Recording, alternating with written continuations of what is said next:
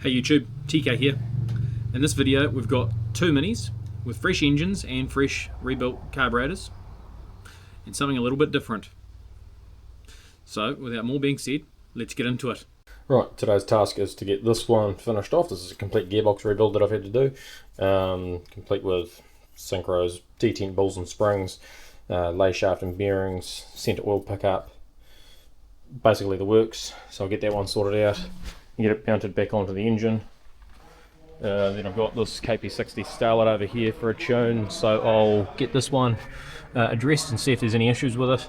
Potentially issues with the manifold sealing, but I'll double check that. And then back onto this collection. So after a morning of chaos, I've got that sorted. So I'll stand away from this for a moment and get onto the Starlet because he wants it by a certain time. So I'll get that one knocked out and then come back to this, then back to the white Mini.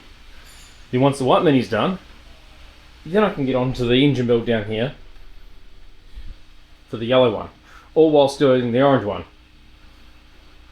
But the good news is, I've got a new ultrasonic cleaner, so I've actually started cleaning up a carburetor for the yellow Mini for the fresh engine. So I've got some carburetors here to go through in the interim, so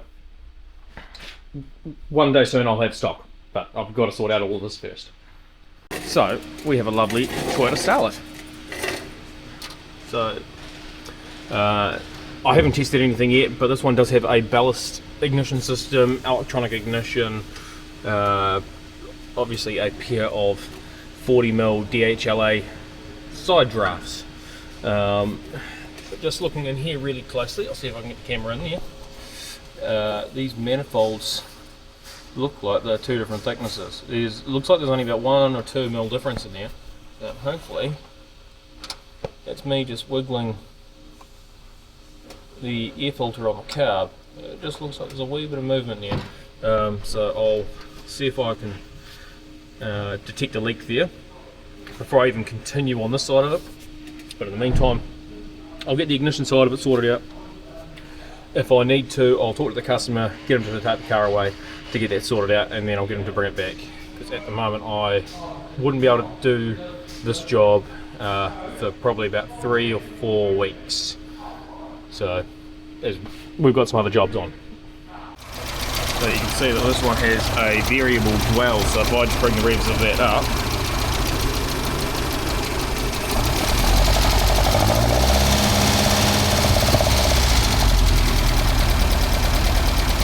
I haven't actually started on anything on it. I just wanted to show you that's the reason why spark plug gap is really important. It's not going to have a hell of a lot of power. Say if it was a 3 ohm ignition system, that would be producing nearly no energy, so you wouldn't get a clean burn at idle. Right, so it's a 1.5 ohm system. I've gone through it, I've set the ignition timing, but let's play that manifold.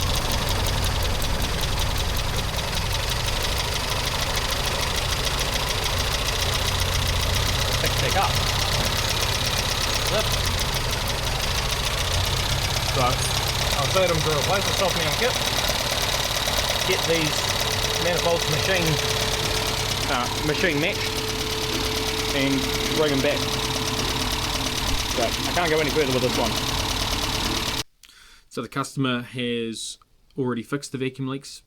He's used stepped washers to resolve the difference in manifold thicknesses.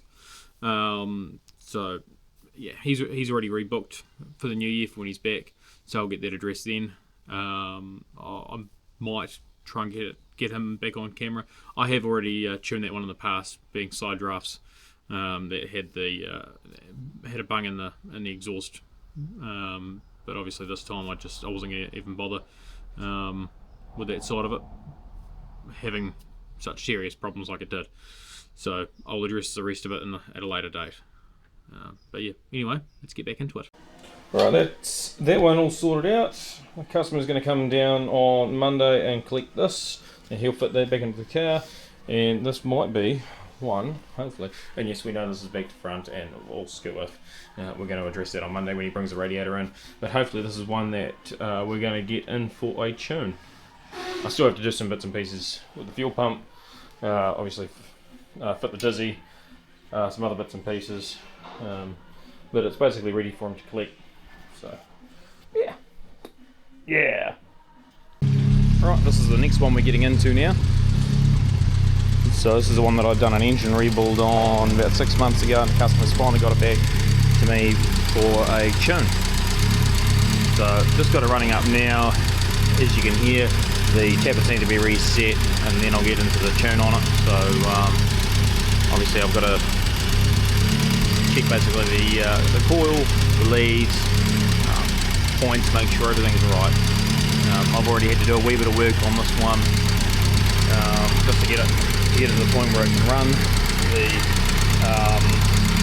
fuel filter outlet hose into the carburetor actually had a piece of tissue paper in it.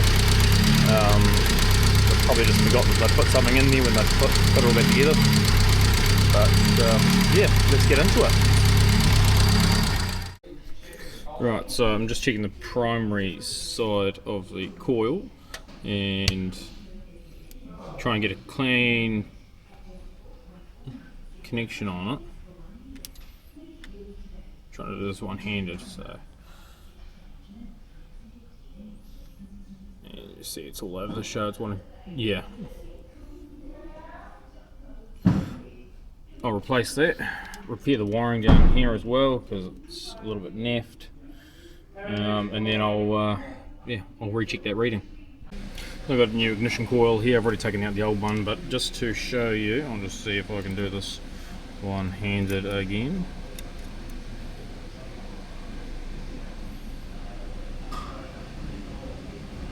Okay, nice steady reading. Nope. No, I'll get that on. Right, so I've put a new 3-ohm coil on there that I've obviously tested from the last segment you've seen. I've repaired the wiring there. I don't know what I've done with that wiring out, but I did have it there. I've changed the leads over. They were testing a little over 5k ohms. They were about 7k ohms. So I've put the new power spark leads on, which are about 1.4k ohms with the coil lead 1.9k ohms. It's got BP 5-year spark plugs in it now, gap to 25 there. So now what I'll do is I'll go through the and set the ignition timing. Now I've already set the tappets, done all of that. Just set those 12 there. So yeah, this and then onto the carb. So I've set the ignition timing now. So it's all in at about 29 degrees, probably 1 or 2 degrees more than what I want for this one, but there are other factors that have made me decide on putting it there. At the moment I've got 47 all in with the vacuum and 53 degrees of dwell, so should be quite efficient on the ignition side of it now. So with that all being said, I'll now get into the nitty gritty. So I've got that sitting about 900-ish RPM, as you can see, idling away at just under Stoich, just touching it every now and then. There we go. So that's due to a couple of different things here. I'm putting it down to probably the carburetor, but I haven't done a lot of work on that. It's only had a throttle shaft put on it, so at the moment it's going to be set up as best as we can do, which is pretty much bang on the money. So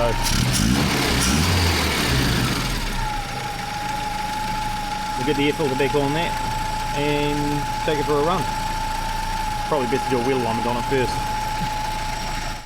So just been out for a drive in it, taken a plug out, clean as. Sweet. So the customer picked up their white Mini today. They were really pleased with it. I haven't heard back from them after a road test. They just had to get home. It's a wee bit stormy here, so not much time for that. But yeah, they'll let me know when they get home the stories with that. They were really happy with it when they turned up and they heard it running for the first time in so many months. So without more being said, I've now got the orange Mini that's been here for quite a long time up and running. So I'm going to show you that. So this is a wee 998 20th hour over. I've rebuilt the HS2 carburetor for it. I haven't done a tune on it yet, so I'll show you that soon.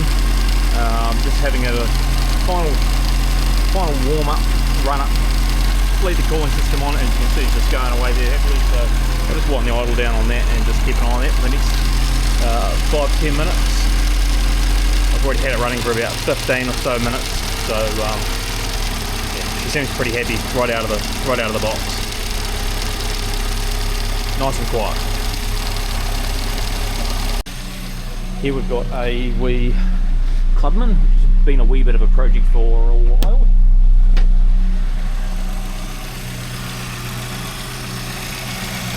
This is, as I've probably already said, a 20th hour over 998 points ignition system with a 3 ohm coil.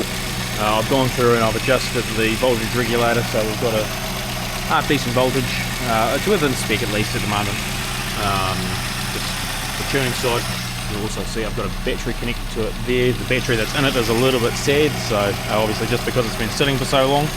But we'll get through and get started on the tune. But just to start with, here's what we've got it sitting at. Just at idle. So yeah, I want to try and make this one as clean as I possibly can. Try and keep it through, the mid 14s at least, just with a fresh rebuild. So anyway, let's get into it.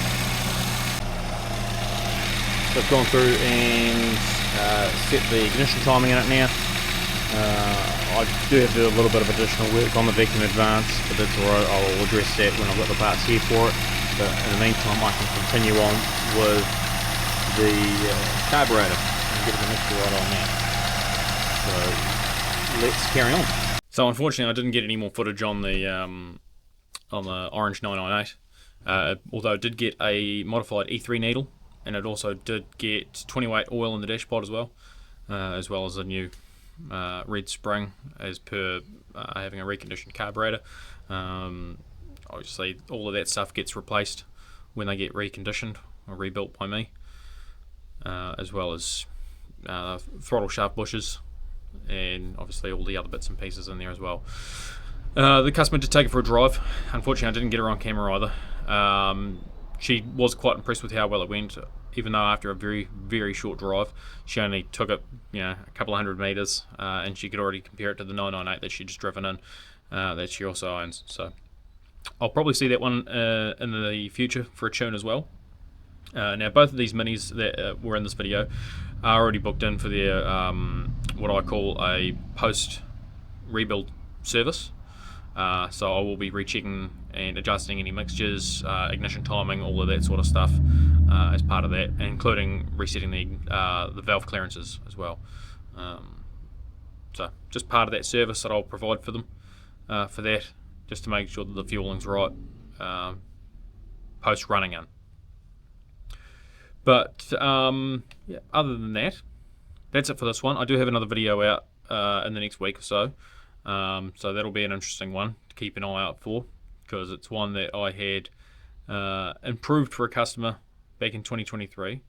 I would say tuned, and in the video I do believe I do say tuned. I say that very loosely now, but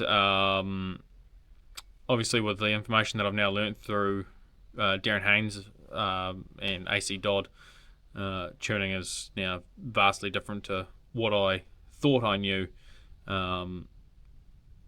back, from a couple of years ago. So keep an eye out for that one. It's going to be a good one, because it'll showcase what I thought I knew all the way back then, due to some I wouldn't say terribly bad knowledge, but I've just been taught by the wrong people, versus obviously what I now know after doing AC Dodd's course. So please keep an eye out for that one. It'll be a good one to see. Anyway, that's it for this one. As usual, like, share, subscribe, comment if you wish, and we'll see you all next time.